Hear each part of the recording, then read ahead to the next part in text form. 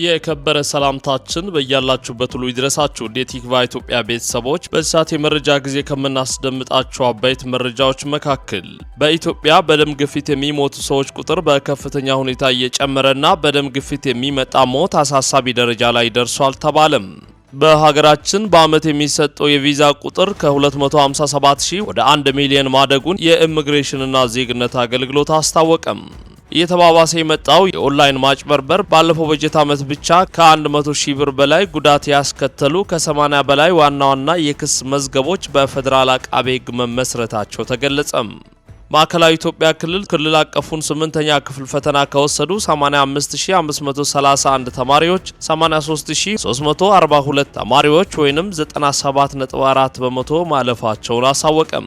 የየመኑ ሁቲ አማጽያን በሳውዲ አረቢያ መርከቦች እንቅስቃሴ ላይ የባህር እገዳ መጣላቸውን አስታወቁም። ክቡራን ቤተሰቦቻችን በዚህ ሰዓት የመረጃ ጊዜያችን እነዚህን ጉዳዮች በትንታኔ እናስደምጣችኋለን። የቲክቫ ኢትዮጵያን ይፋዊ የዩቲዩብ ቻናል ሰብስክራይብ በማድረግና የደውል ምልክቷን በመጫን ቤተሰብ ይሁኑ። ወደ ዝርዝር መረጃዎቹ እናልፋለን። በኢትዮጵያ በደም ግፊት የሚሞቱ ሰዎች ቁጥር በከፍተኛ ሁኔታ እየጨመረና በደም ግፊት የሚመጣ ሞት አሳሳቢ ደረጃ ላይ መድረሱ ተነገረም። ከሌሎች ገዳይ የበሽታ አይነቶች በላቀ መልኩ የደም ግፊት እየጨመረ ነው ተብሏል። የየካቲት 12 ሜዲካል ኮሌጅ የውስጥ ደዌ ስፔሻሊስት ዶክተር አምደ መስቀል መርሻ በኢትዮጵያ የደም ግፊት በሽታ ተጠቂዎች መጠን ከዚህ ቀደም ከነበረበት 17.3 በመቶ ጨምሯል ሲሉ ለቲክቫ ኢትዮጵያ ተናግረዋል። ሕክምናው እድገቱ በአንጻራዊነት እየሰፋ በመምጣቱ እንደ HIV፣ ወባ፣ ቲቪ፣ ከአንገት በላይ በሽታ፣ የመተንፈሻ አካላት ኢንፌክሽን ባሉ ህመሞች የሚመጣ ሞት እየቀነሰ ሲመጣ የደም ግፊት ግን እየጨመረ መጥቷልም ሲሉ ገልጸዋል። የእነዚህ የተዘረዘሩ በሽታ አይነቶች ዓመታዊ የሞት መጠን ቢደመር 8 ሚሊዮን ሲሆን የደም ግፊት ብቻውን 10.5 ሚሊዮን በላይ መሆኑን አስረድተዋል። በደም ግፊት የሚመጣ ሞት አሳሳቢ ደረጃ ላይ መድረሱንም ተናግረዋል። የደም ግፊት በደንብ ካልተቆጣጠር ነው በየአመቱ 10 ሚሊዮን ሰዎች ይሞታሉ።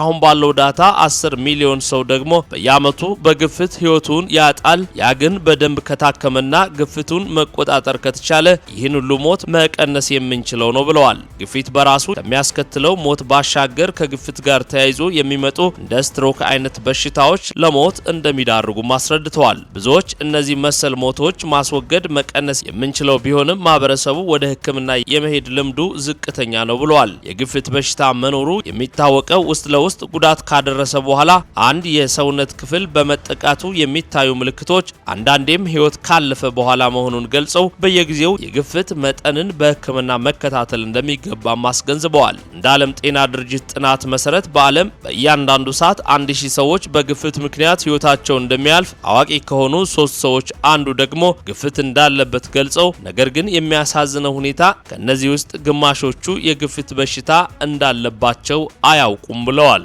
ዶክተር አምደ ወርቅ ለደም ግፊት አጋላጭ ምክንያቶች ብዙ ጊዜ እንደማይታወቁ ሲገልጹም ከ90 በመቶ በላይ የሚሆነው የግፊት መንስኤ ብዙ ምርመራዎች ተደርገውም አይታወቅም። ስለዚህ ያለው አማራጭ ግፊትን በመድኃኒት መቆጣጠር ነው ሲሉ ተናግረዋል። በተያያዘ ምንም እንኳን እንደ ውፍረት፣ እንቅርት፣ የደም ቧንቧ ችግር፣ ያለአግባብ መድኃኒት መውሰድና መሰል ጉዳዮች የግፊት መንስኤዎች ቢሆኑም ምልክቶቹ የሚታዩት በበሽታው ከተጎዳ በኋላ መሆኑን በመግለጽ ብዙ ጊዜ የደም ግፊት ምልክት የለውም፣ የግፊት ሕክምና የሚያስፈልገው እነዚህን ችግሮች ለመከላከል ነው ብለዋል። ግፊትን የሚያፋጥኑ ምክንያቶች ምንድናቸው ብለን ለጠየቅናቸው ጥያቄም ጨው የበዛበት ምግብ መመገብ፣ አትክልትና ፍራፍሬ አለመመገብ፣ አካላዊ እንቅስቃሴ አለማድረግ፣ የአልኮል መጠጦች፣ ሲጋራ ማጨስ፣ የሰውነት ክብደት መጨመር፣ በቤተሰብ የዘር ሐረግ መወራረስና የመሳሰሉት መሆናቸውንም ገልጸዋል። በዓለም ጤና ድርጅት መሰረት በዓለም ላይ ካለው ጠቅላላ 8 ቢሊዮን ህዝብ 1.4 ቢሊዮን የሚሆነው የደም ግፊት አለበት። ከነዚህ ውስጥ ግፊት እንዳለባቸው የሚያውቁት ደግሞ 800 ሚሊዮኖች ሲሆኑ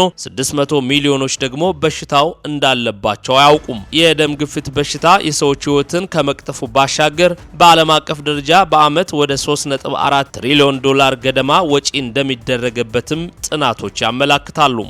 ሀገራችን በአመት የሚሰጠው የቪዛ አገልግሎት ከ276,000 ወደ 1 ሚሊዮን ማደጉን የኢሚግሬሽንና ዜግነት አገልግሎት አስታወቀም።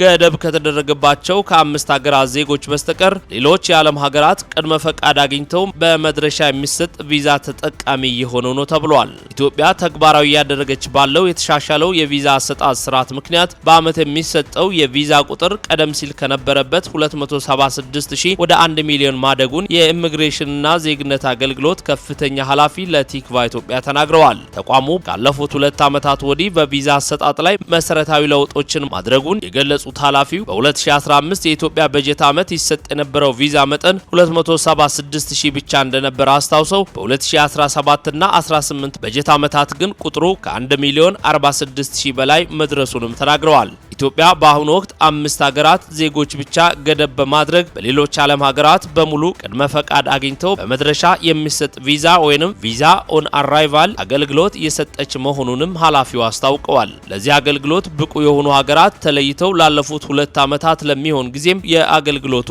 ተጠቃሚ መሆን ችለዋልም ተብለዋል። ይህ አገልግሎት በሁለት መንገድ የሚተገበር ሲሆን አንደኛው ተጓዦች አስቀድመው ጥያቄ አቅርበው ቦሌ ዓለም አቀፍ አውሮፕላን ማረፊያ ወይንም ሌሎች የየብስ ድንበሮች ላይ ቪዛቸውን የሚያገኙበት ሲሆን በሌላ መልኩ በቀጥታ አየር ማረፊያ በመድረስ አገልግሎቱን የሚያገኙበት መሆኑንም አብራርተዋል። የቪዛ አሰጣጡ እንደየሀገራቱ የጸጥታ ሁኔታ የዜጎቻቸውን ታሪክና ከኢትዮጵያ ጋር ባላቸው ግንኙነት ላይ የተመሰረተ መሆኑን ተገልጿል። በተለይም በቱሪስት ቪዛ መጥተው የስራ ፈቃድ ሳይኖራቸው የሚሰሩ የቆይታ ጊዜያቸውን የሚያሳልፉ ወይንም የሐሰት ሰነድ የሚጠቀሙ ዜጎች በሚበዙባቸው ሀገራት ጥብቅ ቁጥጥር ይደረጋል። ለአብነትም ቀደም ሲል የ3 ወር ቪዛ ይሰጥባቸው የነበሩ አንዳንድ ሀገራት ዜጎች በቱሪስት ቪዛ መጥተው በህገወጥ ስራ ላይ በመሰማራታቸው ቪዛቸው አሁን ላይ ወደ 1 ወር ጊዜ ዝቅ እንዲል የተደረጉ ስለመኖራቸውም ጠቅሰዋል። ኃላፊው በስም ያልጠቀሷቸው ሀገራት ላይ ባለው ነባራዊ የጸጥታ ሁኔታና የጸጥታ ስጋት ምክንያት የቪዛ አሰጣጡ በከፍተኛ ጥንቃቄ በማጣራት ሂደት የተመሰረተ እንዲሆን ተደርጓልም ብለዋል። በአንዳንድ ሀገራት ላይ ደግሞ ቀደም ሲል የነበረው ጥብቅ ቁጥጥር አሁን ላይ በተወሰነ መልኩ እንዲላላ መደረጉንም አስታውቀዋል። የቪዛ አሰጣጡ በሀገሪቱ የቱሪስት ፍሰት ከፍተኛ ለውጥ ማምጣቱም ተገልጿል። ቀደም ሲል ቱሪስቶች ለአጭር ቀናት ብቻ ይቆዩ የነበረ ሲሆን አሁን ግን ለ1 ወርና ከዚያ በላይ የሚቆዩ ጎብኚዎች ቁጥር መጨመሩንም ኃላፊው አስታውቀዋል። ቪዛ ማግኘት ወደ ሀገር ለመግባት ሙሉ ዋስትና እንዳልሆነ የገለጹት ኃላፊው በድንበር ኬላዎች የሚደረገው ዓለም አቀፍ የደህንነት ፍተሻና የማጣራት ስራ ተጠናክሮ እንደሚቀጥልም ለቲክቫ ኢትዮጵያ አስታውቀዋል። እየተባባሰ የመጣው የኦንላይን ማጭበርበር ባለፈው የበጀት ዓመት ብቻ ከ100,000 ብር በላይ ጉዳት ማድረሱንና ከ80 በላይ ዋና ዋና የክስ መዝገቦች በፌደራል አቃቤ ሕግ በዚህ ጉዳይ መመስረታቸው ተገለጸም። በማህበራዊ ሚዲያዎች ውጪ ሀገር እኖራለሁ፣ የፍቅር ጓደኛ እፈልጋለሁ ወይንም ለሞት የሚዳርግ በሽታ ይዞኛል፣ ሀብቴን የሚያስተዳድርልኝ ታማኝ ሰው እፈልጋለሁ በሚሉ መልእክቶች ተጠቃሚዎችን በማታለል እስከ 500,000 ብር የሚደርስ ገንዘብ ያሳጡ መሆናቸውን የፌደራል ጠቅላይ አቃቤ ሕግ አስታውቋል። በፍትህ ሚኒስቴር የፌደራል ጠቅላይ አቃቤ ሕግ የተደራጁና ድንበር ተሻጋሪ ወንጀሎች ዳይሬክቶሬት ምክትል ዳይሬክተር ወይዘሮ ጣወርቅ ተስፋዬ እንደገለጹት አጭበርባሪዎች ፌስቡክ፣ ዋትስአፕ እና ቴሌግራም በመጠቀም የውሸት ማንነት በመፍጠር ተጎጂዎችን ያጠምዳሉ። ሀብታም ነኝ፣ ከሁሉም አንተን አንቺን መርጫለሁ የሚሉ መልእክቶችም ከሚጠቀሙባቸው የማጭበርበሪያ ስልቶች መካከል ናቸው። ከተጎጂዎች ጋር ግንኙነታቸውን ካጠናከሩ በኋላ ሌላ ሰው በተለየ ስልክ ቁጥር በመደወል የላክነው ዕቃ ጉምሩክ ደርሷል፣ ነገር ግን ዶላር ወይንም ወርቅ ስላለበት ክፍያ ያስፈልጋል በማለት የታሸገ ዕቃ ፎቶ በመላክ ገንዘብ እንዲልኩ እንደሚያደርግም አክለዋል። በዚህ ሂደት ከ500,000 እና ከዚያ በላይ ገንዘብ ሰዎች እንደሚጭበረበሩ አመላክተዋል። ወይዘሮ ጣወርቅ የማህበራዊ ሚዲያ ተጠቃሚዎች ከሁሉም ሰው እኔ ለምን ተመረጥኩ እና ለስጦታ እንዴት ክፍያ ይጠየቃል የሚሉ ጥያቄዎችን ራሳቸውን በመጠየቅ ከመሰል ማጭበርበሮች እንዲጠነቀቁ አሳስበዋል። የኦንላይን ማጭበርበር ወንጀል የተስፋፋ ሲሆን ባለፈው በጀት ዓመት ብቻ ከ100,000 ብር በላይ ጉዳትን ያስከተሉ ከ80 በላይ ዋና ዋና የክስ መዝገቦች በፌደራል አቃቤ ሕግ መመስረታቸውን ገልጸዋል። በክፍለ ከተሞችና በሌሎች የፍትህ ተቋማት የተመዘገቡ ጉዳዮች ሲጨመሩ በአጠቃላይ ቁጥሩ ከዚህ እንደሚበልጥም ተጠቁሟል። ይህ መረጃ ባለቤትነቱ የሸገር ኤፍኤም ራዲዮ ጣቢያ ነው። በማዕከላዊ ኢትዮጵያ ክልል ዘንድሮ ክልል አቀፉን የ8ኛ ክፍል ፈተና ከወሰዱ 85531 ተማሪዎች መካከል 83342 ተማሪዎች ወይንም 97.4 በመቶ ማለፋቸውን ክልሉ አስታወቀም። በማዕከላዊ ኢትዮጵያ ክልል የ8ኛ ክፍል ፈተና ከወሰዱ ተማሪዎች 97.4 በመቶ ማለፋቸውን የክልሉ ትምህርት ቢሮ አስታውቋል። በማዕከላዊ ኢትዮጵያ ክልል የዘንድሮን ክልል አቀፍ ፈተና ከወሰዱ ተማሪዎች መካከል 97.4 በመቶ የሚሆኑት ማለፊያ ነጥብ ማምጣታቸውን የክልሉ ምክትል ርዕሰ መስተዳድር የማህበራዊ ክላስተር አስተባባሪና የትምህርት ቢሮ ኃላፊ አቶ አንተነ ፈቃዱ አስታውቀዋል። ቢሮው ይፋ ባደረገው መረጃ መሰረት በክልሉ ፈተናውን ለመውሰድ ከተመዘገቡ 85531 ተማሪዎች መካከል 83442 ያክሉ ማለፊያ ነጥብ በማስመዝገብ ወደ ቀጣዩ የትምህርት ደረጃ መሸጋገር ችለዋል።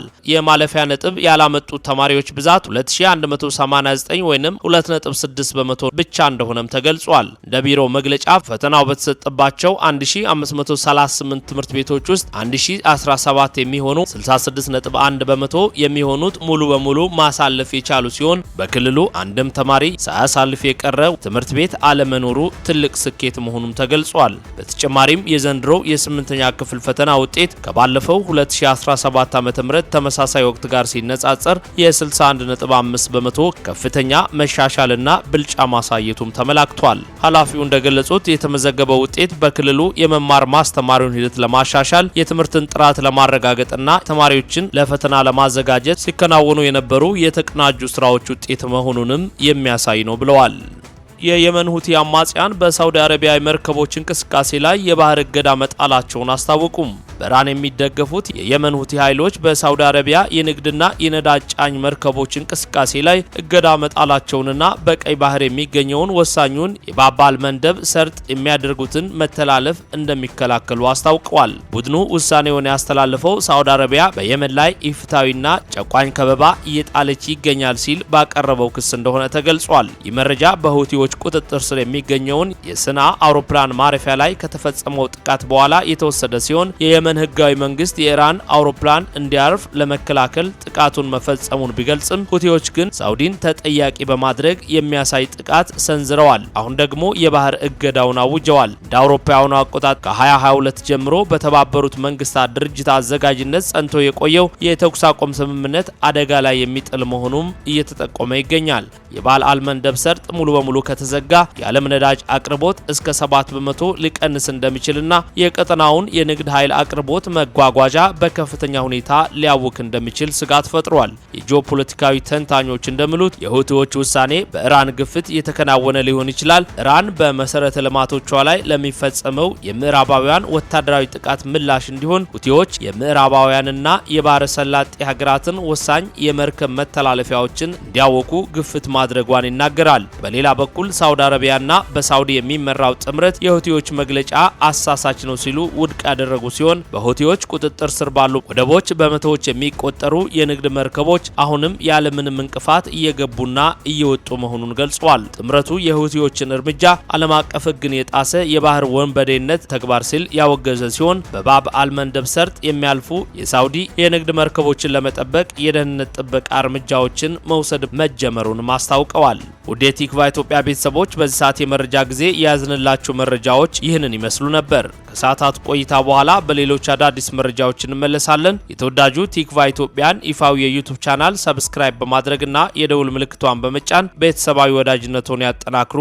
ሰናይ ቆይታም